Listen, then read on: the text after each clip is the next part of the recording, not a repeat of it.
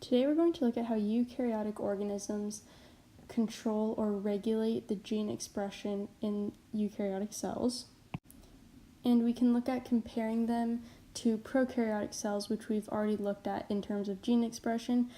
The last few lessons we spent going over different types of operons in prokaryotic cells, and we can use those kind of like as a baseline to compare prokaryotic and eukaryotic gene expression.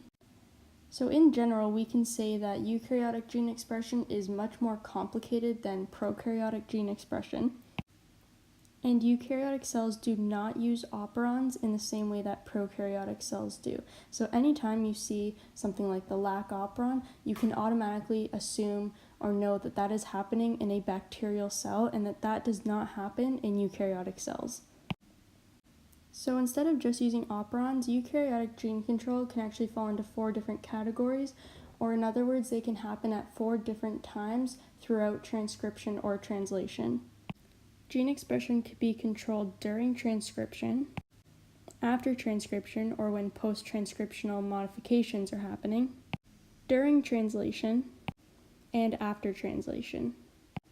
We're going to look at specific examples of certain modifications that can be made at all 4 of these stages of gene expression, but it's also just important to keep in mind that eukaryotic gene control is so much more complicated than prokaryotic, so there's a lot that we can dive into here when looking at eukaryotic gene expression, but we're just going to focus on a few specific examples at each of these 4 different times during eukaryotic gene expression.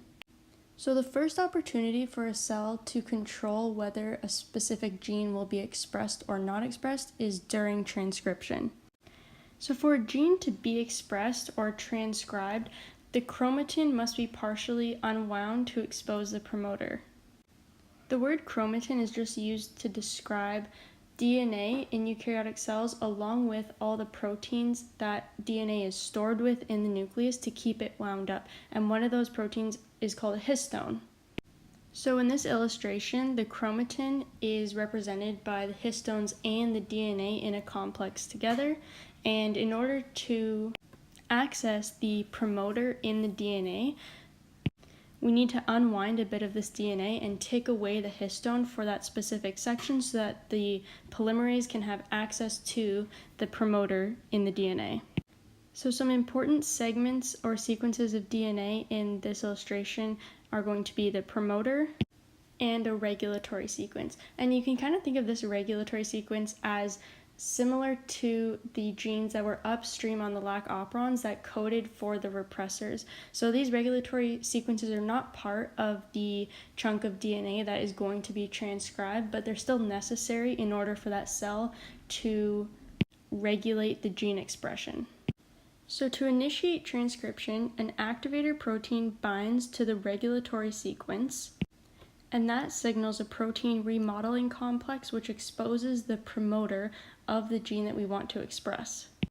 Once the promoter is exposed, other transcription factors can then bind to the promoter and initiate transcription, but those initiation factors can't bind to the promoter if it's wrapped up in the chromatin. Once the promoter is exposed, a series of proteins called transcription factors can then bind to the promoter and then initiate transcription from there. So the first transcription factor binds to the Tau box, which we know is the promoter in eukaryotic cells, and then that starts a cascade of other transcription factors all joining on, and then that allows the RNA polymerase to also bind to the promoter and initiate transcription.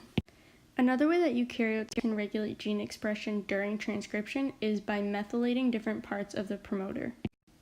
So if the promoter is methylated with this CH3 here, then it means that that blocks the RNA polymerase from being able to join on, as well as the other transcription factors that are necessary, and then we call this a gene silencer because the methylation means that gene expression cannot occur. It turns off gene expression.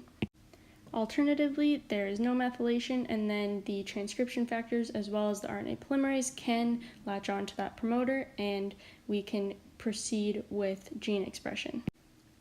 And there's a pretty cool example of this type of gene regulation in mice. If the promoter in mice is methylated and that gene is silenced, the mouse will end up being brown and of regular weight. And if these certain genes weren't methylated or weren't turned off in the same mice, then those mice would end up being yellow and were more likely to be obese. And whether the promoter was methylated or not was actually dependent on environmental factors, and scientists can tell whether or not a certain environmental trigger might demethylate a promoter. So in the situation of the mice, the demethylation of a specific promoter resulted in that mouse being yellow and more likely to be obese. So it's cool how environmental triggers like drugs or medications, for example, can actually cause methylation or demethylation, and that changes our entire gene expression for certain traits. The next type of eukaryotic gene expression that we're going to look at is post-transcriptional regulation, and this probably sounds familiar because we've already talked about post-transcriptional modifications, and this is just going to dive deeper into how different modifications that happen after transcription can decide whether that gene will end up being fully transcribed and translated into a protein. The main way this is done is through alternative splicing. And we know that splicing is the process of keeping the exons and getting rid of the introns so that we have a final mRNA molecule that we can send off to translation. Alternative splicing results in different mRNAs from the same pre-mRNA, and it does this just by removing different combinations of introns. So even if we have two pre-mRNA molecules that they are the exact same, they came from the same gene on the same section of the DNA, they have the exact same sequence, they can be spliced differently because different proteins might require different chunks of that DNA to be involved as an exon or taken out as an intron. So if the purple color is an intron and the green color is an exon, the first pre-mRNA would end up having 3 exons in the final cut of mRNA, and our other pre-mRNA would end up being spliced into 4 exons being put together. And the only reason this would happen is if there was 2 different proteins that needed to be made from the same kind of section of DNA or the same gene, and this is how we can regulate the expression of all the different proteins we need in our bodies during post-transcriptional modifications. The next type of eukaryotic gene regulation that we're going to look at is translational regulation, or the stuff that happens during translation. This type of regulation occurs during protein synthesis by the ribosomes. So again, this is after our final cut of mRNA has been processed.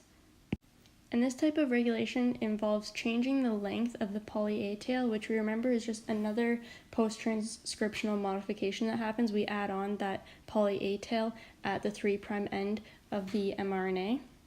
So during translation, the length of this A tail can be modified, and this helps tell the cell at what rate do we want to translate this protein. So we don't really know that much about exactly how the change in length of the tail determines the speed of translation, but we do know that longer or shorter poly A tails, like whether we lengthen or shorten that tail during translation, can result in increased or decreased rates of translation. So depending on what the cell needs at that time, it might kind of just hold on to that mRNA for a later time based on how long that poly A tail is. And then finally, we're going to look at post-translational regulation, or the regulation that happens after translation. And this is just basically what our cells are doing with these polypeptides after they've been synthesized. Because just because we've made the protein doesn't necessarily mean we need it right now. So one example of this is just called the processing of the polypeptide. So even after we have our polypeptide chain, these translated proteins, they still need to be activated by a processing mechanism. Another example is chemical modification.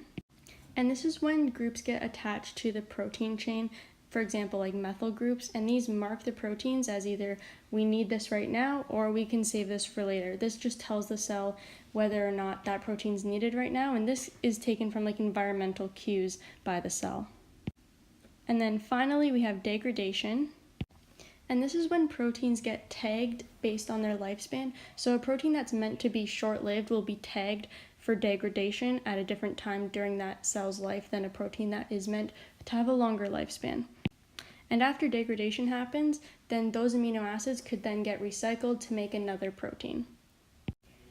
So those are the four main ways that eukaryotes express their genes or regulate their gene expression, and hopefully this makes it easier to compare prokaryotic and eukaryotic gene expression. Obviously, this is a lot more information for eukaryotes than it was for just learning about the operons, and I think that just goes to show how much more complex eukaryotic cells are than prokaryotic cells. And there's a lot to admire about the way that our bodies as eukaryotic organisms can organize our DNA and decide how we're going to treat that DNA or express it into different proteins at different parts of our life cycle. Thanks for listening, and we'll see you next time.